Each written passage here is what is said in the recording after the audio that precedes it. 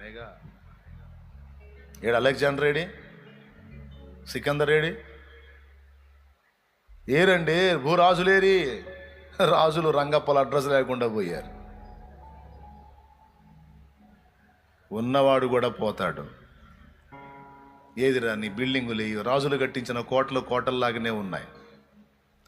ఒక సినిమా కవి అన్నాడు, రాజ్యాలను ఏలినారు వేనవేల రాజులు, చివరికెవరు ఉంచినారు కులసతులకు గాజులు అన్నాడు. ఏమన్నా అర్థమైందా మీకు?